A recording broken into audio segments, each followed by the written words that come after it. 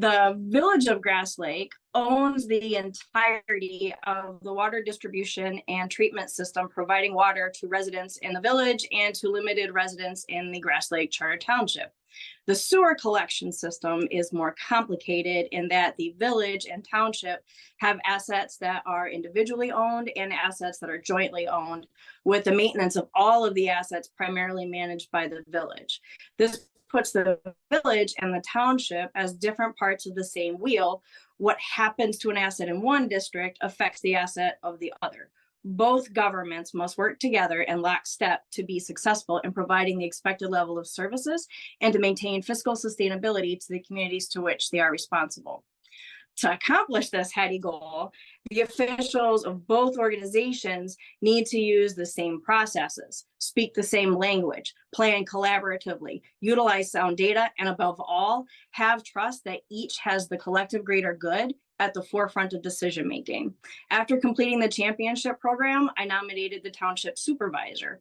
Throughout his cohort, he kept calling me and saying, "Ooh, aha, I get this." And before long, we began to pull in the same direction. Common ground has dissolved historic silos, especially those built from bricks of us versus them, the township versus the village. Being able to speak the same language puts all stakeholders on the same playing field using the same rule book, which is exactly what asset management does. Asset management is that rule book that puts us all on the same playing field and understanding where we're all going. Asset management and the Champions program moved the village specifically from failure to success in the most efficient time frame possible. The demographic data on the slide shows clearly that the village is shy on resources.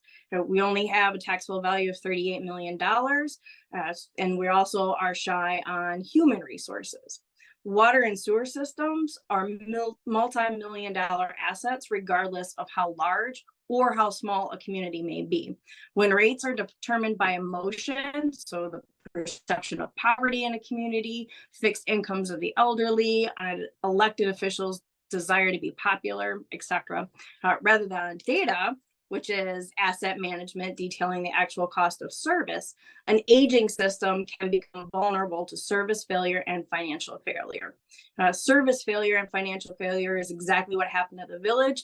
And when I say aging system, we've got more than a mile of water line that is still in the ground from 1930.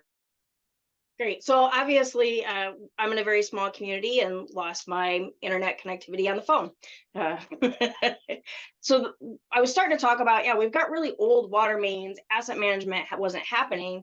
We were operating from a perspective of reactive rather than proactive planning and funding, which put the water and sewer enterprise funds in deficit reduction planning with the state back since 2014. And for those that aren't familiar with what deficit reduction planning is, it means that the village was borrowing from taxpayer dollars out of the general fund to cover the expenses from the enterprise funds of water and sewer, which are supposed to be self-sustainable based on rates. Both of those had negative cash balances for more than 6 years. Neither fund had made a payment toward paying the deficit for 3 years prior to me being in the seat in the village using asset management. By using asset management during the budget planning for FY24, which is coming to a close shortly, Village Council was able to buy into the need for rate increases to both water and sewer to the tune of 40% above what our residents were currently paying. That's a very large amount. Obviously had to be data driven to show the need for that. But because of that data driven decision, water and sewer are currently on target to both make a second payment toward deficit reduction. Both are currently in a positive cash fund balance. Both have a projected line item rate reduction for FY29 that will absorb anticipated large capital investments. This is going to create a sustainable long-term billing for customers without the need for another extreme catch-up rate increase.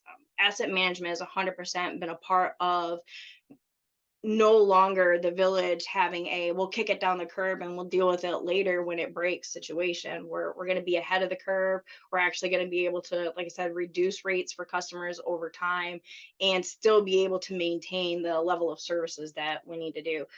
All of these positive results are a direct result of the tools and education provided by the Champions program. Asset management is the solid foundation on which all financial planning should be based. Thank you. Love that. Thank you so much for sharing that, Sabrina. I really appreciate you sharing the progress that you've been able to make within your community. And something that we see a lot is that it's hard as small communities to move forward. And here's you as a real example of how you've been able to take the steps forward and move take forward steps and really make a difference to your community. So kudos to you for all the efforts that you and your team have put into that.